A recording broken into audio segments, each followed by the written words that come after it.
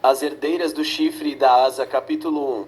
O batismo de sangue e ferro. O rei Stefan não morreu com uma espada na mão, mas com o grito de um homem que viu sua linhagem ser roubada. Quando Malévola cruzou os limites da cabana das fadas no bosque, ela não carregava apenas o arrependimento por uma maldição lançada em um momento de fúria. Ela carregava uma visão.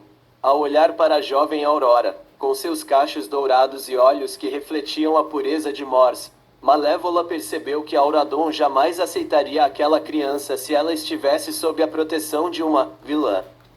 A solução não era devolver a Aurora ao castelo de pedra e mentiras de Stefan, mas sim torná-la parte de sua própria essência. O ritual de sangue foi realizado sob a luz de uma lua de sangue. Não houve dor, apenas uma metamorfose profunda. O DNA das fadas sombrias entrelaçou-se ao sangue real de Aurora. Da base de seu crânio, surgiram chifres negros e curvados, como ônix esculpido. Das suas costas, membranas poderosas se abriram, penas e couro fundidos em asas que podiam obscurecer o sol. Pouco tempo depois, Mal nasceu, a irmã de sangue e espírito, compartilhando as mesmas marcas da linhagem de Malévola. Mas o mundo dos homens teme o que não pode controlar. O rei Fera, em sua ascensão ao poder para unificar os reinos, não viu uma vítima em Aurora. Ele viu uma abominação. Ele viu a prova viva de que a magia de Malévola era contagiosa. A queda da barreira, o dia da deportação para a Ilha dos Perdidos, foi gravado na memória de Aurora com a frieza do ferro. Ela tinha apenas 1 ano de idade de vida transformada, e Mal era pouco mais que um bebê no colo da mãe. A fada madrinha não olhou nos olhos de Aurora quando agitou a varinha.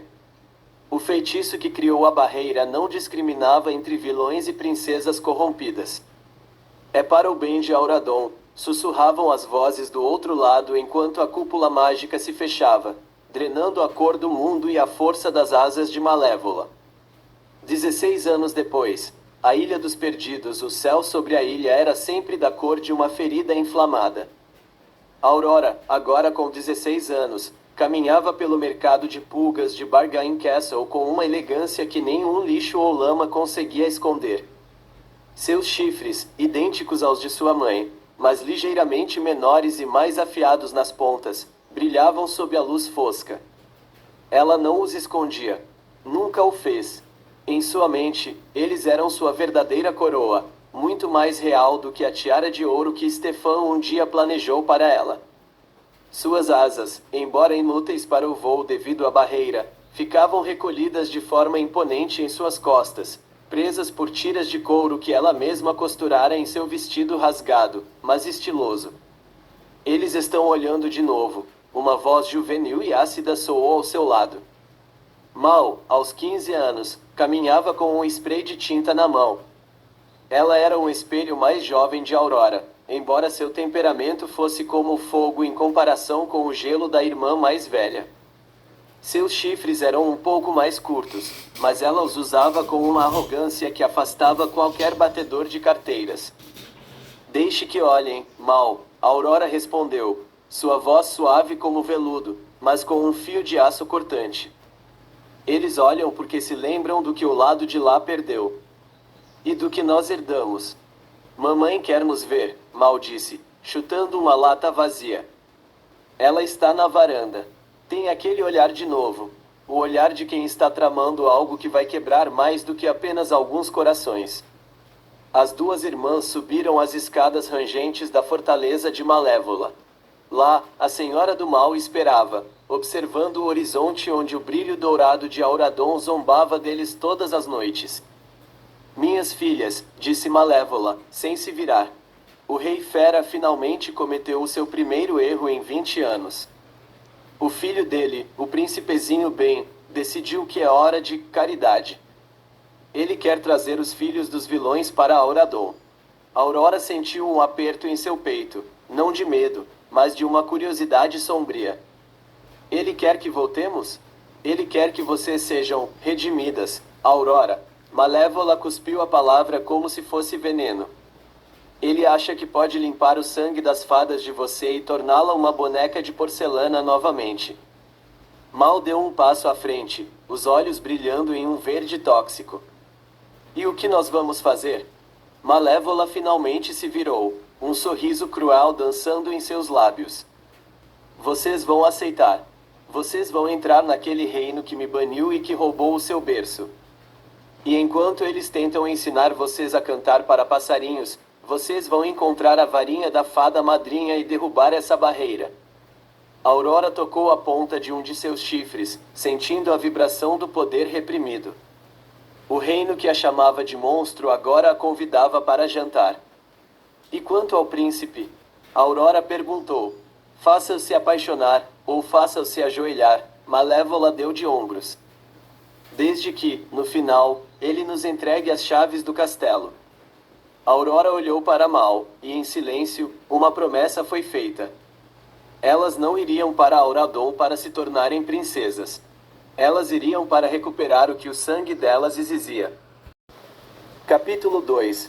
O reencontro das sombras com a luz. A chegada da limusine ao pátio da Preparation Academy foi recebida com música festiva e uma multidão ansiosa.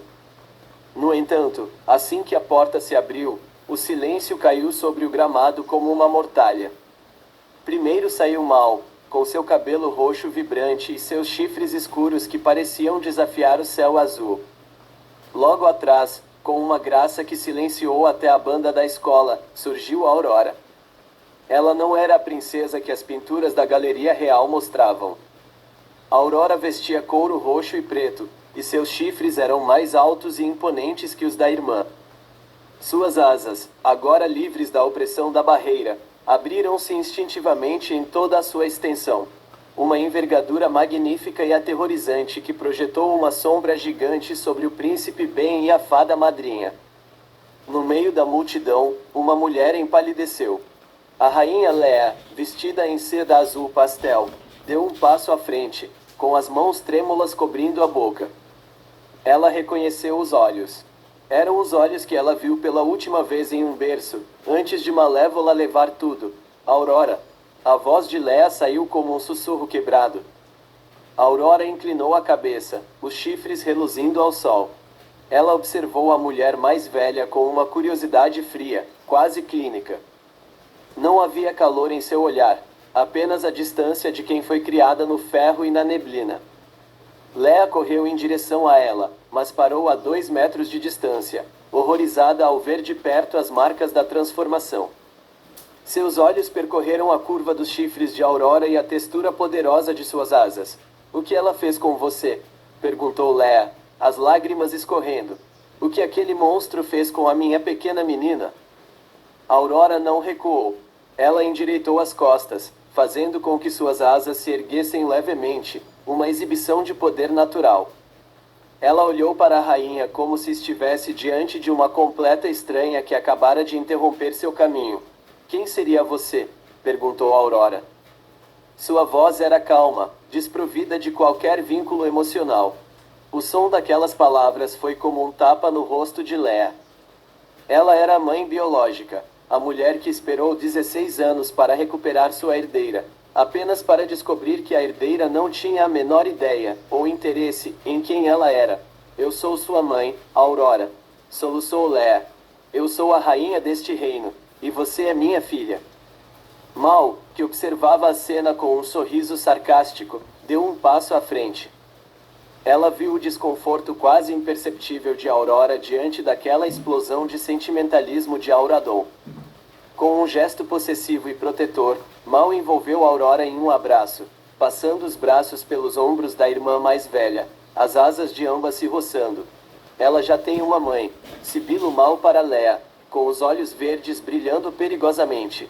E, ao contrário de você, a nossa mãe nunca nos abandonou atrás de uma barreira mágica porque não gostava do nosso visual. Aurora relaxou sob o toque da irmã, um pequeno sorriso de lado surgindo em seus lábios enquanto olhava para a rainha devastada. Você está enganada, disse Aurora suavemente para Leia. Malévola não fez nada comigo. Ela me fez como ela. Ela me deu o que meu pai biológico nunca poderia me dar, a verdade sobre o que eu sou.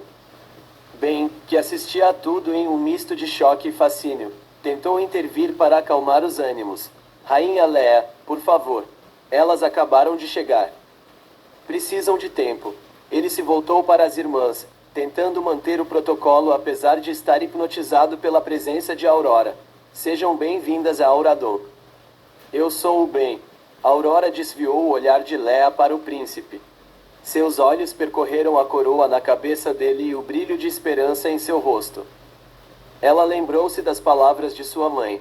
Faça-o se apaixonar ou faça-o se ajoelhar. Espero que seu castelo seja resistente, príncipe bem, disse Aurora, fechando suas asas com um estalo seco. Porque nós trouxemos muito mais do que apenas malas da ilha.